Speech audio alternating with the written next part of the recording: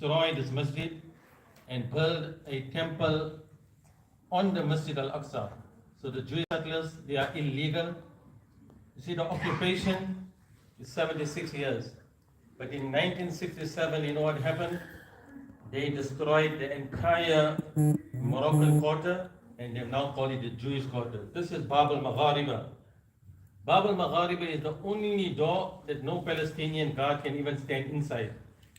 And how do the settlers enter every day? They enter from Bab al-Maghariba, that is the Moroccan door. And subhanallah, this masjid, if the ummah don't unite, and this is the only place that can unite the whole ummah. When they normalize the ties and when they abandon it, why do you think one of the reasons there was a resistance of the occupation is because Masjid Al-Aqsa was under attack? You had seen what they were doing to the women and those who pray regularly. You had seen how they're denying Palestinians from entering the masjid. So my appeal to you is really educate your children about Masjid Al-Aqsa. Otherwise a time will come. How many used to think that this dome is masjid? But they really wanted to divide this whole area. And inside this masjid, the Mimbar of Salahuddin al-Ayyubi was burned down completely in 1969. And the same exactly original mimbar is still in Masjid Ibrahim in Al-Khalil Al-Hebron. Other day, subhanallah, one of my visits, I just came across that recording that there was a person outside Masjid Ibrahim. An Australian Jew offered to buy his house or his place in Khalil for 100,000 million. We gave him that offer.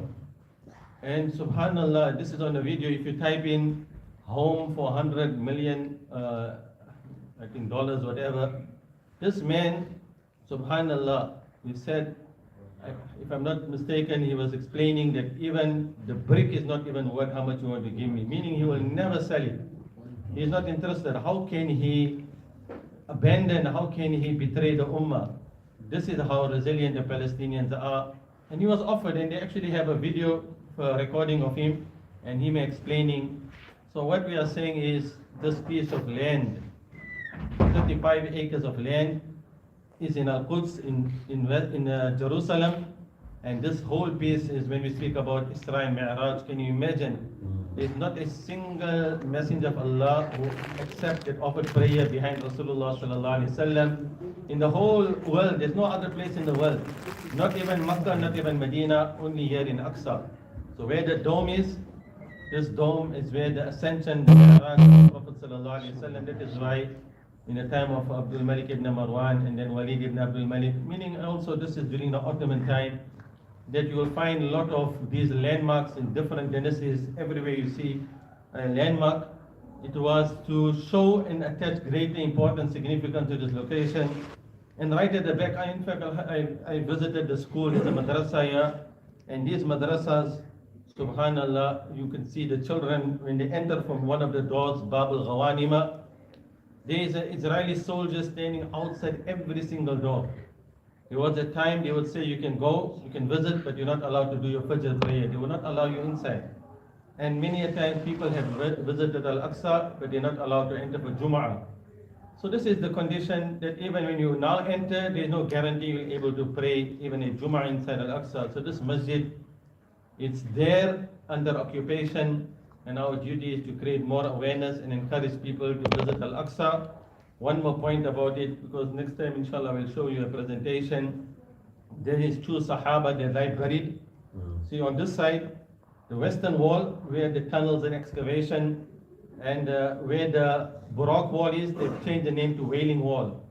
On this side of the masjid is the cemetery, Muslim cemetery, and right here lie two Sahaba, Ubadah ibn Samit and Shaddad ibn Aus radiallahu anhuma. Their names are there. These are the actual graves of the two Sahaba that is on the outside. And one more point, because the masjid is here in front, and Salwan, the Musalla Marwan. But in front of Al-Aqsa is an area called Salwan. And Salwan is what they, Zion, see, the whole issue is not Judaism, it's all about Zionism. Their whole goal and aim is to establish, this, as long as you're a Jew, they want, this is a state for the Jews.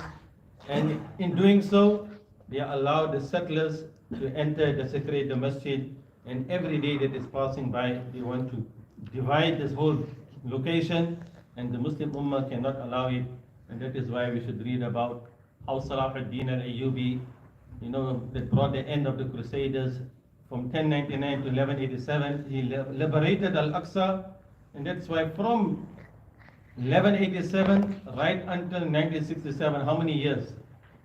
This masjid was under Muslim rule.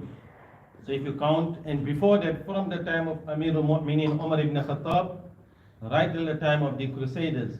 So if you take 464 years, excluding 88 years of the Crusaders, during the Crusaders, over 70,000 Muslims, including Jews, were massacred. They were slaughtered inside Al-Aqsa compound.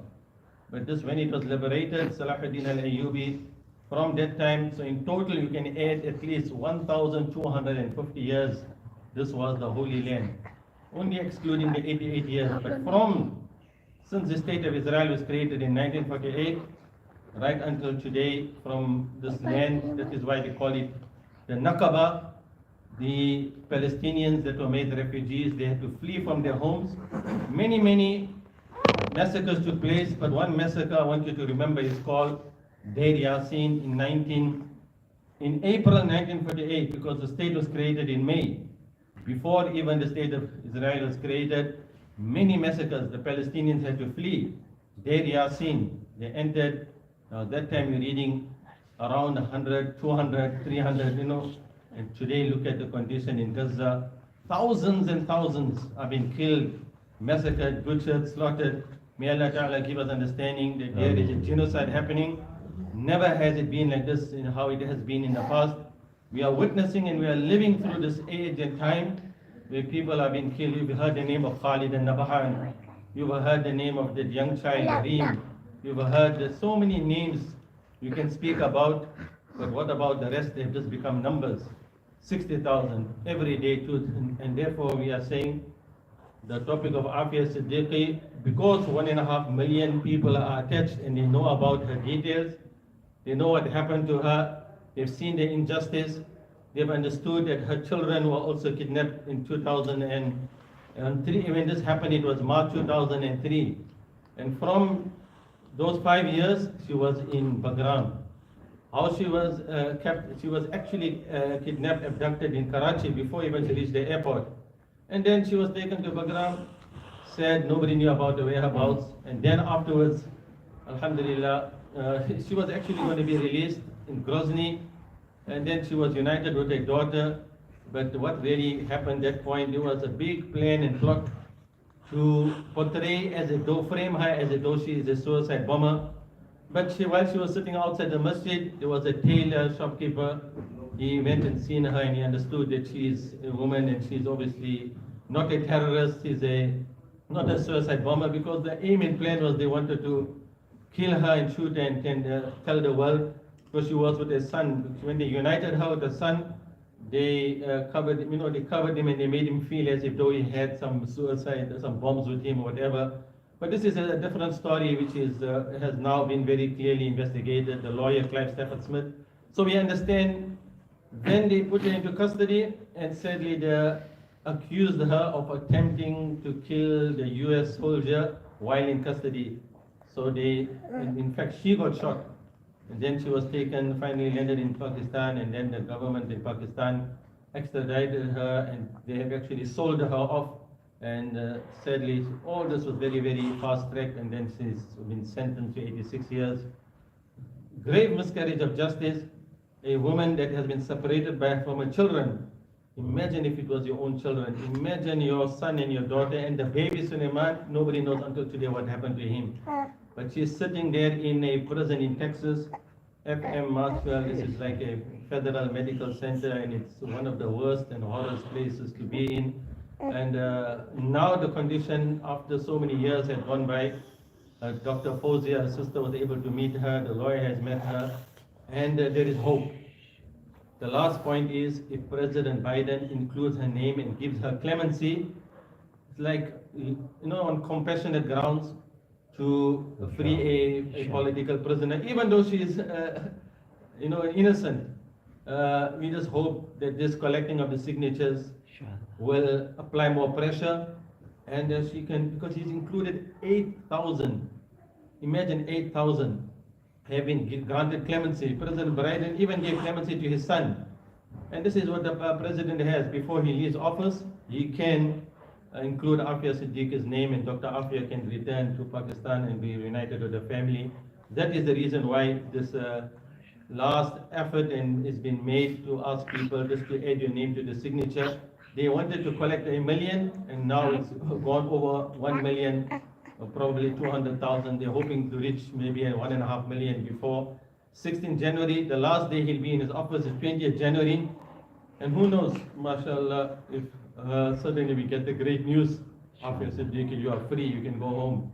This is what we are asking you, just make dua and pray. And this will be a big achievement because it's somebody that we cannot be quiet about it. It's our duty, responsibility to speak about it. It is like, remember what was that one Abbasid ruler? When one Muslim female was Mu'tasim billah. Imagine one female was abused, and he actually sent an army to go and free her. So this is what we are asking. The whole ummah should unite, pray for her, so that Dr. Aafia Siddiqui can be returned to her family. She's a Pakistani national, but and how is it her children, what crime did they commit? Why were they also kidnapped and arrested? But anyway, it is a story you can find on the website, the Aafia movement, and if you scan the leaflet, it will take you to the official page, and it gives you a good background of her story. May Allah Ta'ala reward you all abundantly. May Allah accept your efforts. And finally, make intention, inshallah, that you will also connect yourself with Al-Aqsa. Make intention to visit it, as Rasulullah Sallallahu Alaihi Wasallam said, لا تشد الرحال إلا إلى ثلاثة مساجد المسجد الحرام ومسجد هذا والمسجد الأقصى. And that's why I said Masjid Al-Aqsa is 34 or 5 acres of land. Okay, if you understood that, that is the greatest achievement, meaning that we have learned something very special. Dome of the Rock and Jami al-Qibli, and every single landmark, whether it is a madrasa, whatever it is, every single landmark is Al-Aqsa, and whatever is beneath. But just understand, beneath here there is a synagogue, and the settlers enter and they go underneath Al-Aqsa. I visited that site, and I went under and I've seen what has happened there. Lots of tunnels, lots of excavations. This masjid is in great danger. If you don't speak about it, we can lose it. And Allah mentioned Masjid Al-Aqsa by name in the Quran. Subhanallah asra bi'abdihi layla min al-masjid al-harami ila al-masjid al-aqsa.